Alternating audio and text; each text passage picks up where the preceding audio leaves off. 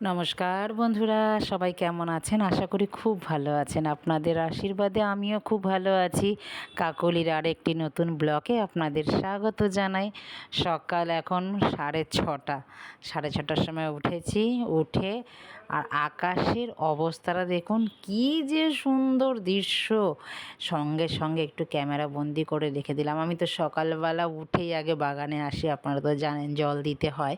তো এখন দুদিন ধরে বৃষ্টি পড়েছে বলে আজকে আর গাছে জল দেব না, আজকে শুধু ছাদটাকে পরিষ্কার করব। আজকে রোদ উঠবে দেখে মনে হচ্ছে, কিন্তু আকাশটা যে এত ভালো লাগছে, আর দেখুন মনে হচ্ছে যেন পাহাড়ের উপরে দেখছি আমি। আর আকাশটা দেখুন, মানে সাদা তুলোতে ভরা। আর এখানে দেখুন, আমাকে দেখলে পরেই এই সবাই ঝাঁপিয়ে ঝাঁপিয়ে চলে আসবে। আমি খাবার দেব, এরা খাবে, তারপরে যাবে। আমি একটু জলও দেই অবশ্য। এই গরমটা পড়েছে তো, বৃষ্টি পড়লে কী হবে, গরম কিন্তু যাচ্ছে না। সকালে বৃষ্টি পড়লে বিকালে কিন্তু অসম্ভব গরম। এই গরমে হাঁসফাঁস হয়ে যাচ্ছি। একটু সবাই পাখিদের জল দেবেন, তারা খেয়ে বেশ আনন্দিত হবে আর সন্তুষ্ট থাকবে। যেই গরম, আমরাই জল না খেয়ে থাকতে পারি না বলুন, এরাও একটু জল খাবে। যে খাবার দিলাম, এরা খাচ্ছে। আর ছাদটাকেও আজকে পরিষ্কার করে দিলাম। দুদিন ধরে বৃষ্টি হয়েছে, এত বৃষ্টি হয়েছে, সেদিনকে তো সকালবেলায় মানে দুপুর হতে না হতেই এত বৃষ্টি হয়েছে, ছাদের মধ্যে প্রায় ধরুন 1 বিঘা অবধি জল উঁচু হয়ে জমে গেছে। সেই জলগুলোকে আবার যাওয়ার পরে ছাদটাকে পরিষ্কার করেছি। আজকেও ছাদটাকে পরিষ্কার করলাম, যেহেতু গাছ আছে ছাদে, ছাদের মধ্যে পাতা তো পড়েই গাছেগুলো। আর এখানে দেখুন ফুলগুলো কি সুন্দর ফুটেছে। আজকে আবার সেরকম ফুল ফোটেনি, এই বৃষ্টিতে ফুলগুলো মনে নষ্ট হয়ে গেছে জানেন, ওই জন্য। আর এইখানে জল জমে আছে, এই জলটাও আমি পরিষ্কার করব এখন। কালকে বিকেলেও বৃষ্টি পড়েছে, এই কালকে বিকেলের বৃষ্টিটাকে এখানে আমাদের ছাদের মধ্যে দুটো জায়গার মধ্যে জল জমে থাকে। একটা ওই ছাদের ওই কোণাটার মধ্যে জল জমে থাকে, আর এই ছাদের এই সামনেটার মধ্যে জল জমে থাকে। যখনই বৃষ্টি হয় তারপরে আমি এবার ছাদের এই জলগুলোকে ঝাঁটা দিয়ে পরিষ্কার করে দিতে হবে, শুকনো হয়। চলুন, আমার ছাদের কাজ কমপ্লিট হয়ে গেল। এবার ঘরের কাজ।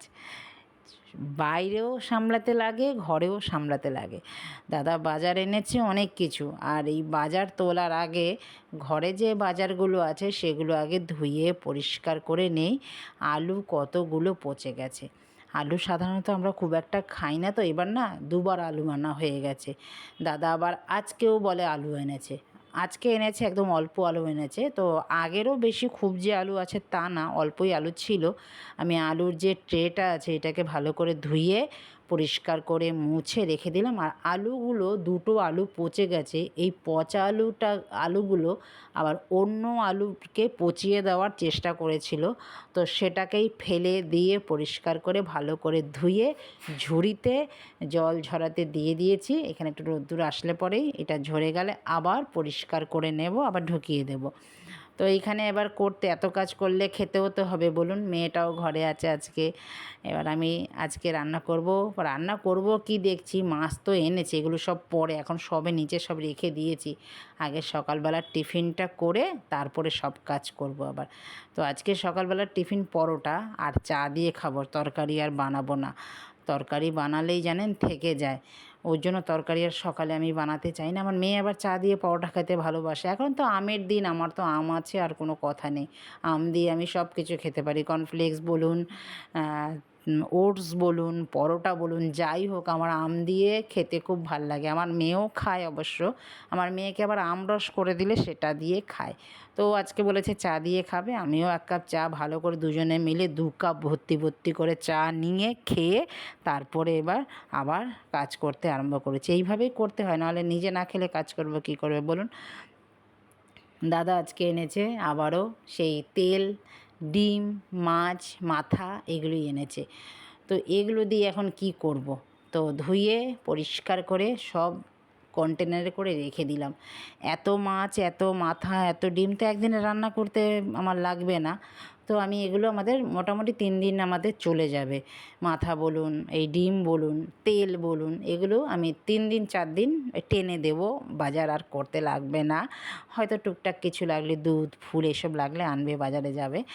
তো এখানে আমি এখন ডাল সেদ্ধ বসিয়ে দিয়েছিলাম, ডালের মধ্যে একটু পেঁপে দিয়েছিলাম, পেঁপেটাও নষ্ট হয়ে যাচ্ছিলো। কুচু কুচু করে ছোট ছোট করে পেঁপে কেটে সেদ্ধ দিয়ে দিয়েছি ডালের মধ্যে, ডালটাও গলে গেছে, পেঁপেটাও গলে গেছে। আর এমনি এবার ডালটা সম্বার দিয়ে নিলাম, তেজপাতা, সাদা জিরে আর শুকনো লঙ্কা দিয়ে। এই রকম পেঁপের ডাল খেয়ে দেখবেন বন্ধুরা। আর লাস্টে একটু জিরে, ভাজা জিরে ছড়িয়ে দিলাম, একটু ঘি দিলে দেবেন, আমি একটু ঘি দিয়েই নামাবো। এটা অসাধারণ লাগে খেতে। এর মধ্যে পাঁপড় ভাজা বা আলু ভাজা, করকরা আলু ভাজা হলে না আর কিচ্ছু লাগবে না। আমার মেয়ে এতটাই ভালোবাসে এরকম খেতে, মানে কি বলবো আর। চলুন, ডালও আমার হয়ে গেছে, এবার নামিয়ে নেব।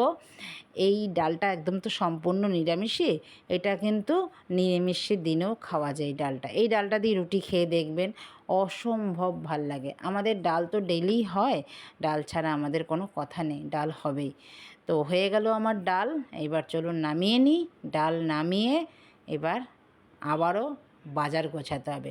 বাজার তো গোছাইনি, দাদাকে দিয়ে দিলাম একটা ডাল আর একটু ভাজা করে, দাদা ভাত নিয়ে চলে গেল।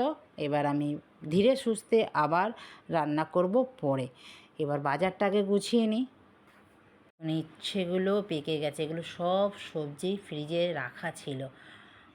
একটা পেঁপে আবারও এনেছে, যেহেতু আমাদের ঘরে পেঁপেটা একটু বেশি খাওয়া হয়, আলুর থেকে আমাদের ঘরে পেঁপে বেশি খাওয়া হয়।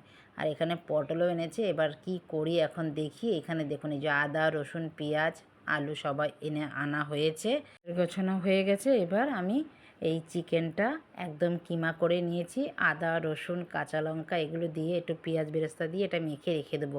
একটু সয়াবিন দিয়েছি, একদম কুচি যেগুলো সয়াবিন থাকে, কিমা সয়াবিন, সেগুলো দিয়ে এবার মেখে ঢেকে রেখে দেবো। পরের দিন রান্না করবো এটাকে। এভাবে মেখে রেখে দিলে সুবিধা হয়, যখন খুশি তখন একটু বের করে রান্না করা যায়। তো চান খাওয়া সব কিছু আমার কমপ্লিট হয়ে গেছে, পুজোও কমপ্লিট হয়ে গেছে। তো এখন নিজের জন্য একটু রেস্ট, একটু মার সাথে কথা বলবো। সারাদিন পর একটু পরে দুপুরবেলা একটু মায়ের সাথে কথা বলি, রেস্ট নিই। তো ভিডিওটা এখানে রাখছি, দেখা হচ্ছে পরের ব্লগে। সবাই ভালো থাকবেন, সুস্থ থাকবেন, নমস্কার।